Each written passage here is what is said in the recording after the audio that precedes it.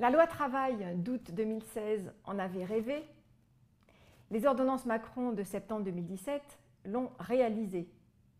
Le barème des indemnités de licenciement abusif est entré en vigueur dans le Code du travail. Il figure maintenant dans le Code du travail depuis septembre 2017 et il prévoit donc une limite d'indemnisation des salariés victimes de licenciements abusifs. Bienvenue à toutes et à tous sur cette séquence qui va nous permettre de parler donc du nouveau barème des indemnités liées au licenciement abusif. Un cas pratique bien sûr pour commencer toujours notre séance. Vous vous souvenez d'Amandia et de ses questions sur le motif de son licenciement? C'était sur une précédente séquence.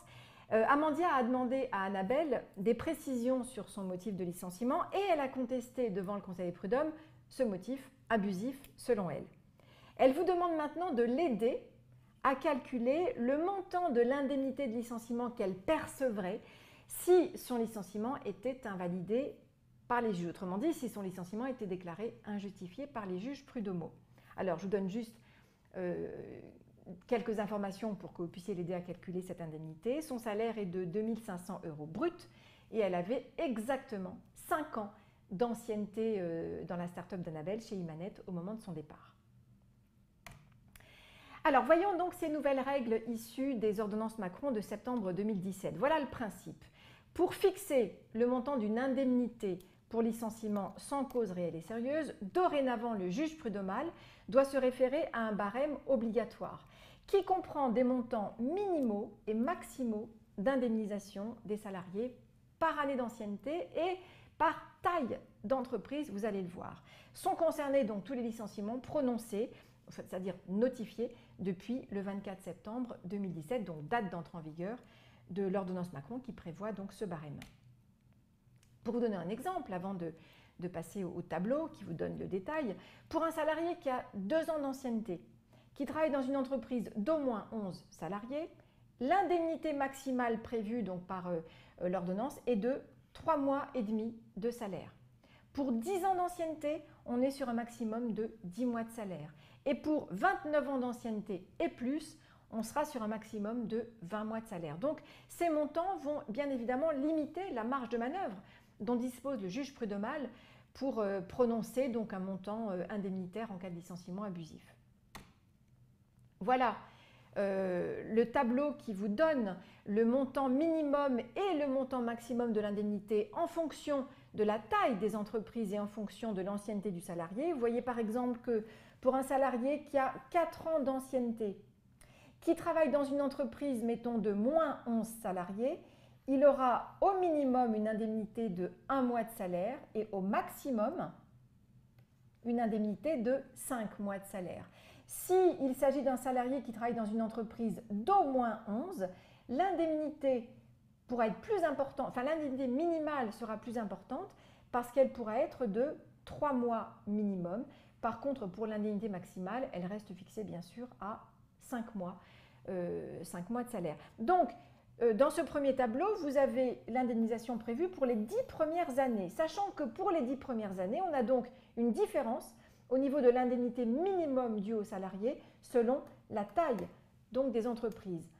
On ne retrouve plus cette différence d'indemnité par rapport à la taille de l'entreprise dès lors que le salarié a au-delà de 10 ans d'ancienneté. Dès la 11e année, et jusqu'à la 20e année, parce que là, j'avais plus de place sur ma diapo pour aller au-delà, de la 11e à la 20e, le montant minimum sera identique, quelle que soit la taille de l'entreprise, ainsi que le montant maximum.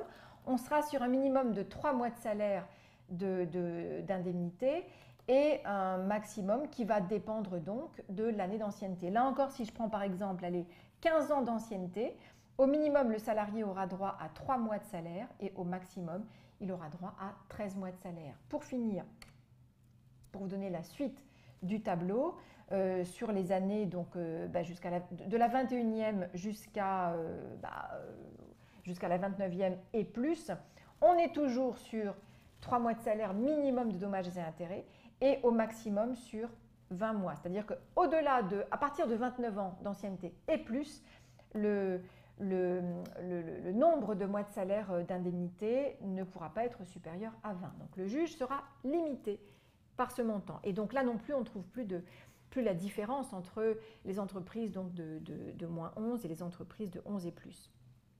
Voilà donc ce nouveau barème d'indemnisation tel qu'il est dorénavant prévu dans le Code du travail.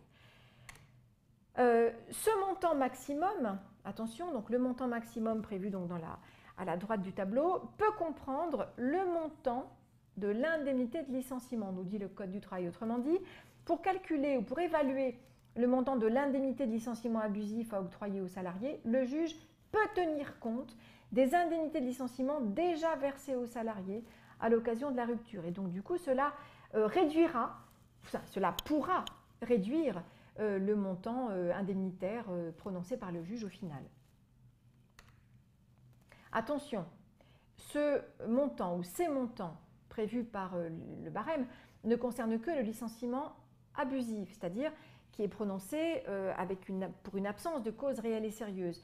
Maintenant, en cas de licenciement nul, c'est-à-dire par exemple un licenciement qui a été prononcé pour un motif discriminatoire ou bien un licenciement prononcé par rapport à une personne en maternité, le licenciement n'est pas, ce barème-là ne sera pas applicable. En cas de licenciement nul, le barème n'est pas applicable.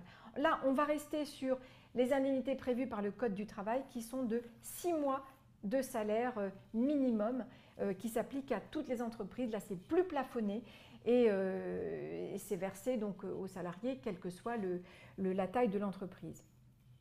Dès lors, bien sûr, que la réintégration du salarié dans l'entreprise est impossible ou qu'il ne demande pas le maintien de salaire. Donc ne confondons pas le licenciement abusif, donc sans cause réelle et sérieuse, et le licenciement nul qui implique la réintégration du salarié dans l'entreprise et qui se soldera par minimum 6 mois de salaire de dommages et intérêts si le salarié ne demande pas la réintégration. C'est donc deux choses différentes et la loi n'a pas touché aux indemnités pour licenciement nul. Le barème là-dessus n'est pas applicable.